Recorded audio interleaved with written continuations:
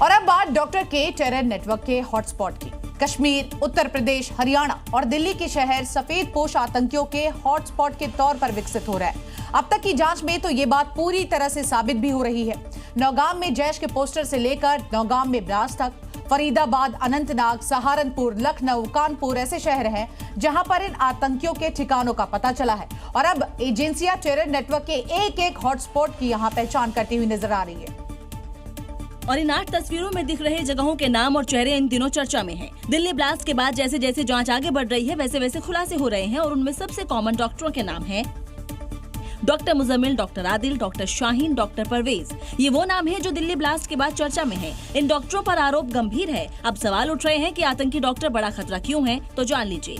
बड़े मेडिकल संस्थानों तक पहुंच, बम और जहर बनाने में एक्सपर्ट, अच्छी कमाई, फंड जुटाना आसान, फंडिंग के अलग अलग तरीकों की जानकारी, इंटरनेट और तकनीक की समझ, व्हाइट कॉलर पेशे से यात्राएं आसान, देश विदेश की यात्राएं कर सकते हैं, प्रोफेशनल छवि की वजह से संदेह कम, आम लोगों के लिए समझना मुश्किल, मेडिकल कॉलेज में ब्रेन वॉश बड़ा चैलेंज। यही कारण है जांच एजेंसियां इन हॉटस्पॉट की पहचान कर उन्हें खत्म करने में जुटी है।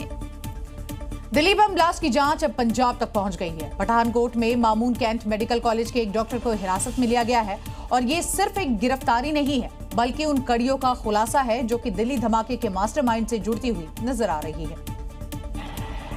सूत्रों के मुताबिक एनआईए ने पठानकोट से एक senior surgeon doctor rice Ahmad Bhatt को हिरासत में लिया है। ब्लास्ट मामले में इस डॉक्टर को डिटेन किया गया है। एनआईए बैकवर्ड लिंकेज जो है वो खंगाल रही है कि आखिरकार ये डॉक्टर किस किस के संपर्क में था, जिसके तार फरीदाबाद की अल-फलाह यूनिवर्सिटी से जुड़ गए हैं, जो फिलहाल पिछले 3 साल से व्हाइट मेडिकल कॉलेज पठानकोट में सर्जन और प्रोफेसर के तौर पर कार्यरत हैं। जांच में पता चला कि इससे पहले डॉक्टर रईस ने फरीदाबाद की अल-फलाह यूनिवर्सिटी में 2020 से 2021 तक काम किया। Doctor rice Delhi car blast के मुख्य आरोपी डॉक्टर उमर के संपर्क में था। दोनों के बीच कई बार फोन पर बातचीत हुई। डॉक्टर रईस जम्मू कश्मीर का निवासी है और उमर भी जम्मू कश्मीर का रहने वाला था।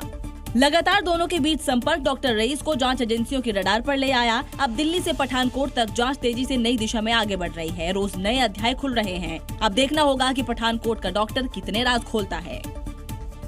तो वहीं दिल्ली ब्लास्ट में व्हाइट कॉलर मॉड्यूल के खुलासे और मुस्लिम डॉक्टर्स की गिरफ्तारियों ने देश में डर का एक नया माहौल खड़ा कर दिया है कि कैसे धरती के भगवान समझे जाने वाले ये डॉक्टर मौत के डॉक्टर बन गए। और अब इसी कड़ी में यति नरसिंहानंद ने मुस्लिम डॉक्टर्स का बहिष्कार करने की अपील की है। एक नई बहस को ही अब जन्म दे दिया गया है, क्योंकि दिल्ली ब्लास्ट के मास्टरमाइंड से लेकर हर एक गुर्गा डॉक्टर ही है। कोई इनमें कार्डियोलॉजिस्ट है तो कोई आई स्पेशलिस्ट तो कोई सर्जन। आतंकी इस नई पौध के सामने आने से हर कोई डरा हुआ है। इस बीच यति नरसिंहानंद ने मुस्लिम डॉक्टर से इलाज नहीं करवाने की अपील कर डाली है। डॉक्टर जानवर बनकर लोगों का नरसंहार, हम हिंदुओं का नरसंहार करना चाहते हैं। मैं जिम्मेदार पदों पर बैठे हुए लोगों से मैं अनुरोध करना चाहता हूँ, इसकी जांच करें। नरसिंहानंद के मुताबिक हिंदुओं को मुस्लिम डॉक्टर से दूरी बनानी चाहिए। मुस्लिम डॉक्टर्स हिंदू मरीजों को और बीमार बना सकते हैं। हिंदुओं की मास किलिंग की साजिश भी रच सकते हैं। वहीं वीएचपी के विनोद बंसल ने तो मुस्लिम डॉक्टर्स पर हिंदुओं को संतानहीन बनाने का आरोप लगा दिया है। मेल गायनेकोलॉजिस्ट डॉक्टर था और वो हिंदू महिलाओं को, सैकड़ों हिंदू महिलाओं को उसने बांध्याकरण के इंजेक्शन लगाए। यानी कावड़ पद पर नेम प्लेट लगाने का हर साल वाला बवाल व्हाइट कॉलर जिहादी डॉक्टर्स की वजह से अब अस्पताल और क्लिनिक्स तक पहुंच गया है। तो देखिए किस तरह से जो डॉक्टर्स हैं वो रडार पर हैं और ऐसे में सवाल ये खड़ा होता है कि जिनको आपकी जान बचानी चाहिए वही आपके किस तरह से जान के दुश्मन बन गए हैं। खबरों में आगे बढ़ते हैं। दिल्ली ब्लास्ट में आप देखिए किस तरह से एक के बाद एक खुलासे हो रहे हैं। इन सब के बीच जम्मू कश्मीर के डॉक्टर उमर के दिल्ली ब्लास्ट में शामिल होने की पुष्टि होने के बाद अब नवगाम स्थित घर को सुरक्षा बलों ने यहां उड़ा दिया है और इसे आतंक और उनके हमदर्दों के खिलाफ एक बड़ी कार्रवाई के तौर पर देखा जा रहा है। There has been a lot of debate. What is the true meaning of Dhamma or Dharma?